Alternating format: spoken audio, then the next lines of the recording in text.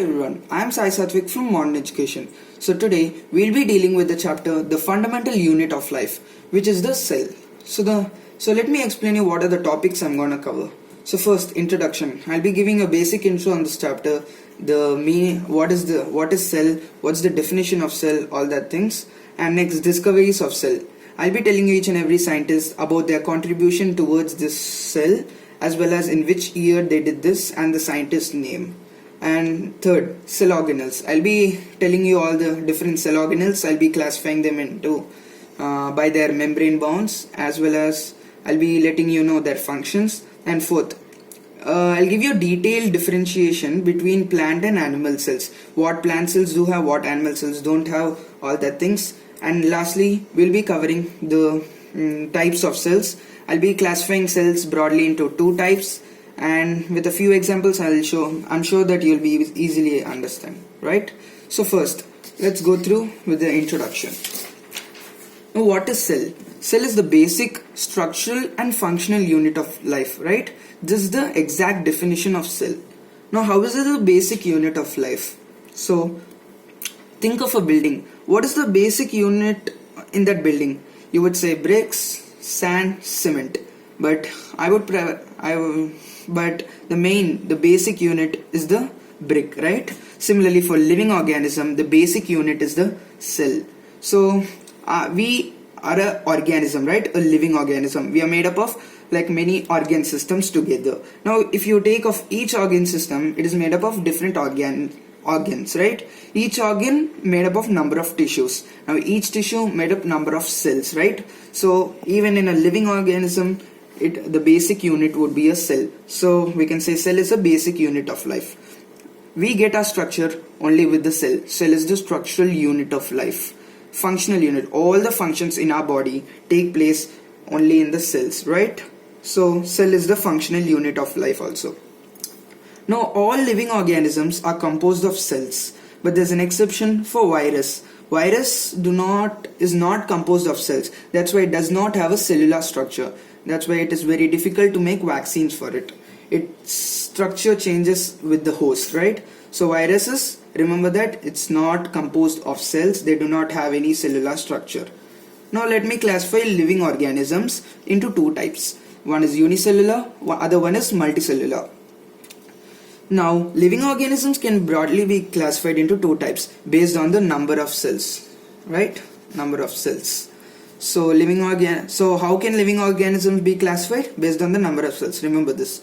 Into unicellular as well as multicellular organisms. Now, what are unicellular organisms? Organisms which have only one cell, right? Only one cell is known as unicellular organisms. Example, amoeba, Paramecium. There are many other examples, bacteria, euglena, all that things. Next, multicellular organisms. Organisms which have more than one cell. So it can be 2, 3, million, billion, right? So more than one cell in them are known as multicellular organisms. Example, plants, animals, right? What living organism we see around us, all those are multicellular organisms. So there's a question for you. Living organisms are classified based on, right? Here we saw living organisms can be classified into unicellular and multicellular. Based on what? It's the number of cells. So the options are function, number of cells, shape, size. So make sure you read out all the options and then you choose the correct answer. It's the number of cells. So living organisms are classified based on the number of cells they have, right? So let's move on to the discoveries of the cell. So here are the names of all the different scientists who gave their contribution towards this cell and in which year they did the contribution. So let's start with the Robert Hooke. I'm sure you all are aware of him. In the year 1665, Robert Hooke, he observed the dead cells for the first time, right? These dead cells were of cork cells. Now what is cork? Cork is the outer dead tissue of the bark, right? He even wrote a book, Micrographia. In this Micrographia, he explained all his ideas about cell, how it's the structure of the cell, about like when he observed all that structure. He gave a clear concept in this Micrographia. Now, how did he observe this dead cell? Like when he observed the cork cells for the first time, he found in honeycomb like structure, right? And in each honeycomb there'll be like a little room like structure, and cell, its Latin meaning is little room. So little room, if you translate it in Latin, it would be the cell. That's why he termed this as cell. So who's the first person to observe cell? It's the Robert Hooke, right? Dead cell, again Robert Hooke. In which year? 1665. Remember that. So next scientist. One of the main scientists, Antony van Leeuwenhoek. In the year 1674, he observed a living cell for the first time. Now, he termed these unicellular organisms, right? So most of the things which he observed, all the things were unicellular organisms, and these unicellular organisms, he termed these as animalcules, right? Animalcules. So he observed RBCs, WBCs, yeast, bacteria, sperm, protozoa, many other things. All these were unicellular organisms. He took a first, for observing, he took a just sample of dirty pond water, and then he observed, then he found these many things, right? He's also known as the father of microbiology, right? So he's an important person in the cell chapter. And who's the first person to observe living cell? Antony van Leeuwenhoek. Which year? 1674. Now coming on to the next scientist, Robert Brown. In the year 1831, he described nucleus very clearly. He described nucleus from the orchid plant cell, right? So he gave a clear concept about what is nucleus, how it looks, all that things, and this was from the orchid plant cell, right? Orchid was a type of plant. From that cell he found the nucleus. Coming on to the next scientist, 1839, Purkinje. He discovered protoplasm for the first time, right? So what is protoplasm? I'll be telling you later. So in Greek, proto means first, plasma means form. So it is the first form. So protoplasm is the living matter of the cell, right? From the cell membrane, even consisting of the nucleus, right? It is the living matter of the cell. He's the person who coined the term protoplasm. What is the protoplasm? Who coined the term protoplasm? It is Purkinje, and in which year? 1839. Now coming on to the next one. In the year 1932, two scientists, Knoll as well as Ruska, they discovered electron microscope. This microscope, right? Electron microscope. It was capable to study the ultrastructure of the cell, right? So Knoll and Ruska discovered the electron microscope. I mean, they invented this electron microscope in which year? In 1932. Now moving on to the next one.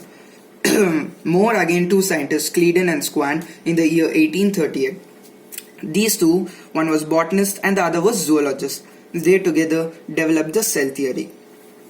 But later on, in the year 1855, Virchow, his full name is Rudolf Virchow, he developed the modern cell theory by adding a point that cells exist from their pre-existing cells. So this point was added to their Cleiden and Swan cell theory, thus forming the modern cell theory. So Virchow, he proved that cells exist from their pre-existing cells. Right? Later I'll be telling you about cell theory.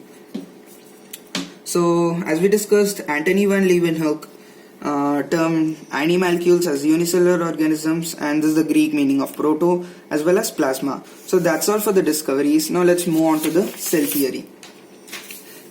So cell theory consists of these 3 points, and this last point, all cells arise from pre-existing cells, is given by Virchow, thus making this as the modern cell theory. The Latin meaning of this is omnis cellula e cellula, right? So the first point states that all the organisms are made of cell. We have discussed that earlier. Cell is the basic structural and functional unit of life. That's the exact definition of the cell. And third one, all cells arise from their pre-existing cells. That's the point Virchow added, and even he proved it also, right? Now we'll discuss the cell organelles. So the main cell organelles, if you see in a cell, are these 7. But there are many other cell organelles which are not that important for our level now. So first we'll be dealing with these 7. These are mitochondria, chloroplast, endoplasmic reticulum, Golgi apparatus or Golgi body, lysosomes, vacuole, ribosome. So these two, mitochondria and chloroplast, are double membrane bound. It means they have like two membranes in them, right? So the outer one, if you think this one, there will be like two membranes. Chloroplast is present only in plant cell, and it is also double membrane bound. It is also known as a plastid. It is a plastid, and chromoplast containing chlorophyll is chloroplast, right? Mitochondria is the powerhouse of the cell. Chloroplast, it converts sun energy into energy which can be used by plants. Endoplasmic reticulum, these are of two types: rough endoplasmic reticulum and smooth endoplasmic reticulum, right? Smooth endoplasmic reticulum do not have ribosomes on them. Rough endoplasmic reticulum have ribosomes on them. So if there is ribosomes on the endoplasmic reticulum sticked, so thus it will make the surface of the endoplasmic very rough. Therefore it is rough endoplasmic reticulum. These acts as the transport channels in the cell. Now Golgi body acts as a packaging unit in the cell. Lysosome these are called the suicidal, like they are the suicidal bags, right? So if there's any cell affected, it just blasts. So it also dies, even that whole cell dies, then again new cell will form. So even if any cell organelles is not functioning properly or it is damaged, it goes near them and blasts, right? So it's also known as suicidal bag. Vacuole, lysosome is not present in plant cell, right? It's only present in animal cell. And vacuole is only present in plant cell. Sometimes, very rare cases, like only there's 1% chance for it to be present in animal cell. If present also, they're very minute, we cannot see them, right? So what is vacuole? Vacuole acts like a storage. So they do not have much functions, they just store food, right? So in plant cells, they take up of 70 to 90% of the space, thus pushing the nucleus to the periphery. It means that to the side, right? So there'll be this big vacuole and there'll be small nucleus, right? So it'll push the nucleus to the other end. So these four we discussed, right? These four are single membrane bound. Now coming to the membraneless bone, which do not have membrane at all, is the ribosome. Ribosome are the protein factories. They make up proteins. So as you can see, imagine this is just a cell, a rough diagram, and this is the nucleus. The content inside nucleus will be in nucleoplasm. The content, don't include this nucleus. This remaining content is known as the cytoplasm. And as we discussed, this whole thing, the living matter in the cell, is known as protoplasm. So you can say cytoplasm plus nucleoplasm is protoplasm. Now moving on to the last topic, differentiation between plant cell and animal cell, and then we'll be categorizing cells into two types, prokaryotic and eukaryotic. First we'll discuss about plant cell and animal cell. So I'm sure that I've told all the differentiations when we are discussing cell organelles. Let's discuss those again. This question they can ask you for maximum 3 marks, so you can write all these points. So in animal cell wall is absent. So plant cell wall is present. Now what is cell wall? Cell wall, it gives you in addition to the cell membrane, there will be an external layer called the cell wall, which is only present in plant cell. Vacuole is small if present. Vacuole is present and it is very large. So I've told you about vacuole. It is mostly present only in plant cell, and if animal cell, it is very minute if present. Chloroplasts are absent.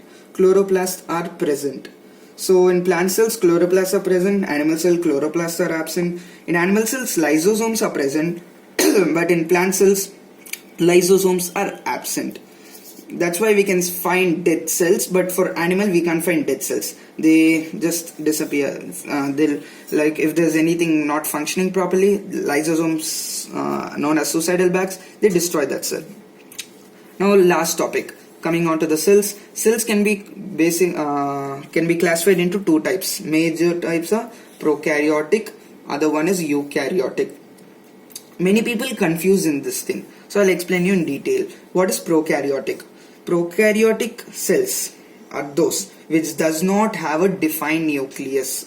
So these cells mostly they cannot, they don't have defined nucleus, thus they cannot, they cannot reproduce, right?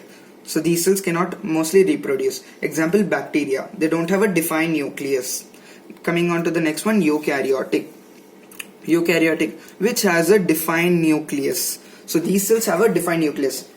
So our cells, plant cells, all these cells have a defined nucleus in them, right? So example, human cells. For prokaryotic example, bacteria cells. So remember that prokaryotic cells which do not have a defined nucleus. Eukaryotic, it has a defined nucleus. So thank you for watching our video, and if you like it, please do subscribe and hit on the bell icon for latest notifications. So thank you.